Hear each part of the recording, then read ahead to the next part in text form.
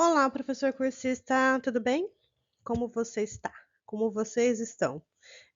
Nessa aula, né, na segunda aula da disciplina, eu penso que eu quero retomar também mais alguns conceitos, antes de a gente ir para a exemplificação dos recursos e do uso dos recursos e serviços.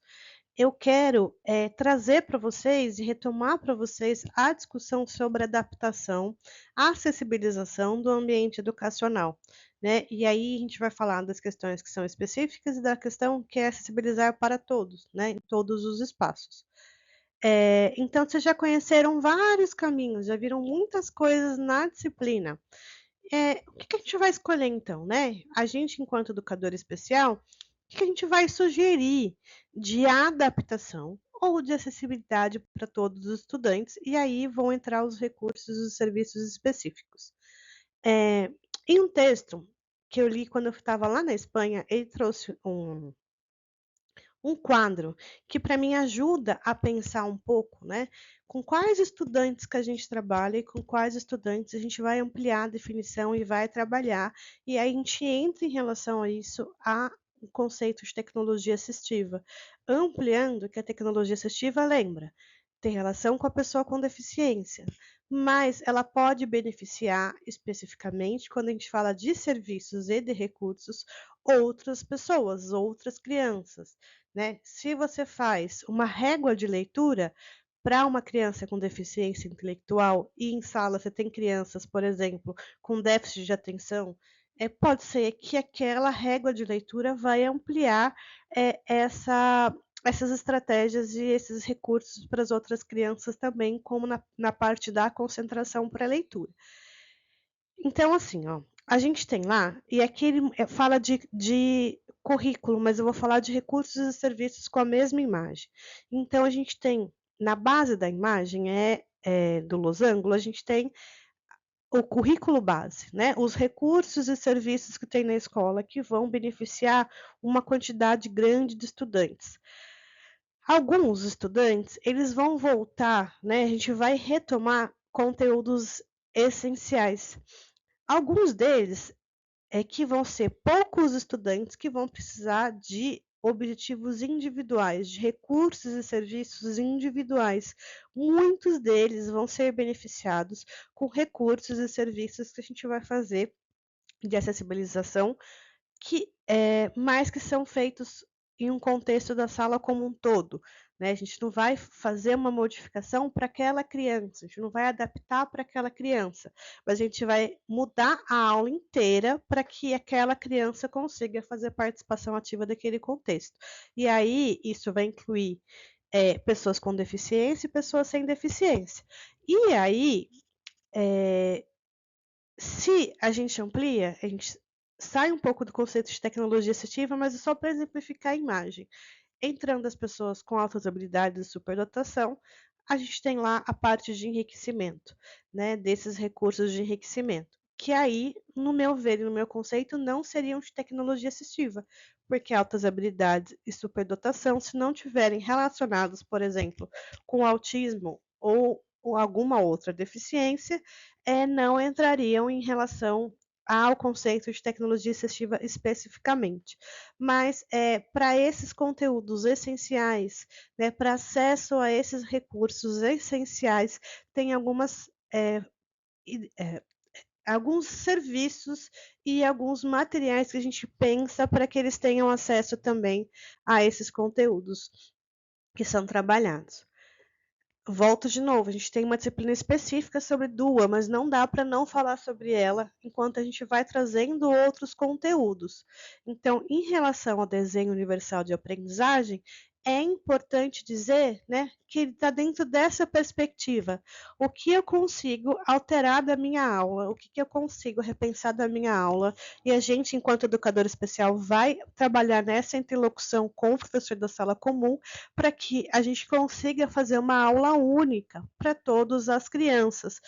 Lá na disciplina de DUA, eu retomo alguns exemplos de aulas acessíveis para todos, mas é importante trazer isso aqui para vocês. Então, ao invés da gente fazer uma adaptação específica para um aluno em uma determinada atividade, a gente consegue ampliar e essa concepção de acessibilidade e fazer uma atividade que todos possam ter acesso, né? Um formato que aquele aluno participe ativamente, sem precisar de uma adaptação, sem precisar de um recurso de tecnologia assistiva para participação ativa? Se sim, como a gente faria, né? Para a gente pensar só nas questões pontuais e individuais. A outra questão também, em relação à tecnologia assistiva, que não é que a gente elabora o recurso ou o serviço e a gente já tem certeza que ele vai funcionar para aquele usuário. Por mais que a gente mostre para vocês vários exemplos aqui, é com o usuário que a gente vai pensar nessa interlocução. Então, tem uma imagem aqui de um triângulo, que ele vai do planejamento, a gente vai realizar, vai utilizar o recurso que a gente pensou, e aí a gente vai avaliar o que for realizado e vai para o novo planejamento. E esse círculo é contínuo, porque é o usuário que vai definir o uso do recurso, o usuário que vai pensar aí na perspectiva específica de como a gente vai trabalhar com um simples canudinho, por exemplo, né? Que a gente pensou, né? Específico para isso. Então, a gente tem que planejar a organização do espaço e dos aspectos físicos da sala de aula para a utilização daquele recurso ou daquele serviço. A gente tem que pensar também na seleção, na adaptação e na utilização dos equipamentos e dos mobiliários para que ele favoreça a aprendizagem de todos os alunos. Então, a gente tem que pensar numa adequação que, para acessibilizar para um estudante, a gente não ocasione barreira para as pessoas sem deficiência também. Então, a gente vai nessa interlocução. Vamos planejar estratégias de ensino para adotar a função, para adotar em função de objetivos pedagógicos e conteúdos a serem abordados. A gente volta um pouco do que a gente já discutiu e vai discutir mais em outras disciplinas também. A escola tem currículo, não é só espaço de socialização, não dá para a gente ficar 10 anos trabalhando com a criança B com a BA, ela com deficiência ou ela sem deficiência. Então, não adianta a gente colocar recurso de alta tecnologia se a proposta pedagógica ainda vai centrar nas mesmas funções, os mesmos conteúdos pedagógicos ultrapassados, né? E que para aquela criança não funcionou. Pode ser que para outra criança funcione, mas aquela, quando a gente repete várias vezes e ela não demonstra processo de aprendizagem, quer dizer que não está funcionando daquela forma. A gente tem que explorar outras formas de fazer isso. A gente tem que ser plural em relação à metodologia, tanto na parte de ensinar quanto na parte de avaliar, e ser flexível também em relação à temporalidade, né? Pode ser que a flexibilidade de tempo seja um fator muito importante quando você vai apresentar um recurso de tecnologia assistiva. Tanto tempo dentro de sala quanto tempo fora de sala. A gente precisa dessa interlocução da gente que vai trabalhar lá na sala de recursos multifuncionais, do profissional da área de saúde, e nessa escuta e nesse diálogo com o professor da sala de aula comum. Então, a gente pode, né, pensando em adaptação e pensando em recursos de tecnologia que vai entrar em sala de aula, pensar em recurso de tecnologia que vai na adaptação de conteúdo, na adaptação de método de ensino e da organização didática, que vai entrar um recurso específico lá para o processo de avaliação ou da adaptação temporal do processo de ensino-aprendizagem. A ideia da gente entender o ensino como um processo que ele não é único, mas que ele tem etapas, nos ajuda a pensar quais os recursos e serviços de tecnologia assistiva que a gente vai escolher para entrar nesse espaço da sala de aula. Esses materiais didáticos, a gente pode, né, quando a gente vai, lembra lá, pensar em recurso de tecnologia assistiva. Selecionar recursos já existentes, volto lá ao exemplo do canudinho. Adaptar recursos já existentes, então a gente pega algo pronto, mas faz uma adaptação específica. Então, a escova de dente, lembra que estava lá com velcro? É uma escova pronta, mas que a gente adaptou ela com velcro para que o usuário consiga escovar o dente com mais autonomia. Ou a gente pode confeccionar recursos do zero, né? Com cartolina, barbante, botões, palitos de fósforos, etc, etc, etc, que cada vez que a gente elabora recurso, a gente descobre quanto tem mais coisas específicas que a gente pode trabalhar. A ideia é que a gente tenha fartura, né, na quantidade de recursos que essa criança vai experimentar, para a gente entender quais recursos vão funcionar para essa criança especificamente, ou para esse adolescente, ou para esse adulto, que eles sejam variados, para que eles tenham também diferentes experiências e que a gente consiga despertar o interesse para aquela criança e que eles sejam significativos, né? Que eles tenham uma lógica aí em relação às escolhas que eles têm no espaço da sala de aula, principalmente em relação à abordagem da docente que está lá, em relação também ao conteúdo que está sendo trabalhado. Outra coisa também, então vamos lá. Vou dar um exemplo. Nós vamos trabalhar com uma criança cega e aí a gente quer trabalhar com conceito de frutas. E aí eu escolhi que eu vou trabalhar com recurso já existente, vou selecionar esse recurso e vou levar para a escola enquanto tecnologia assistiva no conceito que eu tenho de tecnologia assistiva. Levo lá esse recurso para a escola, só que eu levo a melancia do mesmo tamanho de uma laranja. Ela vai ter o conceito real do tamanho das frutas, da textura das frutas. A gente, na escolha do recurso, a gente não pensou na fidelidade dele, né, em relação a isso. Ou, então, a criança cega também. Eu vou pensar num recurso que vai para a mesa daquela criança. E aí são várias bolinhas pequenas que eles vão tatear.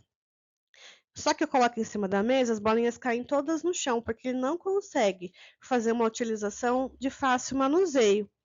E aí, ele deu autonomia para essa criança? Cumpriu o objetivo? O que eu preciso trazer com esse recurso, além do recurso em si?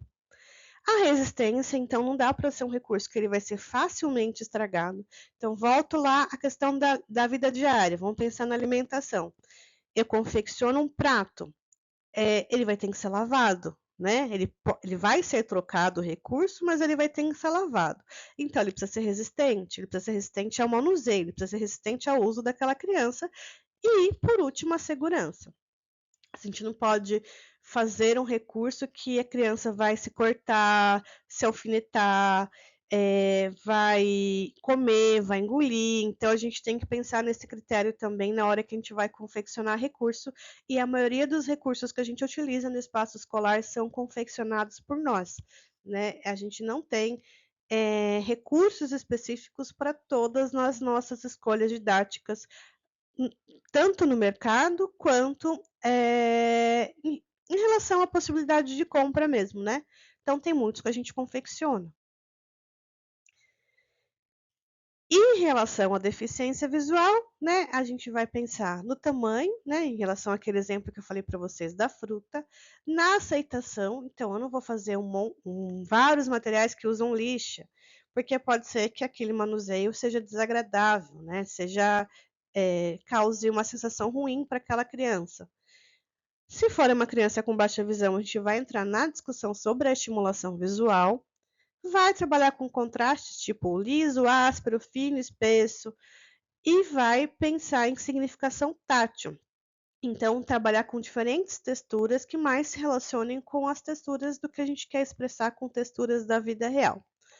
Fazendo, né, esse preâmbulo aí no começo da disciplina, que vocês vão ter com materiais para serem lidos, vários textos, vários recursos que vão trazer para vocês o conceito. A partir do próximo módulo, eu vou trazer para vocês exemplos de materiais e vou contar para vocês um pouco em como a gente fez o uso deles no contexto da escola comum, tá bom?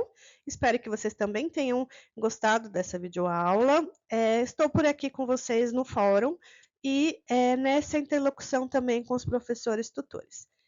Retomo de novo, é um prazer estar aqui com vocês e aprender junto com vocês nesse espaço de troca e nesse espaço de aprendizagem. Então, um abraço a todos e até breve.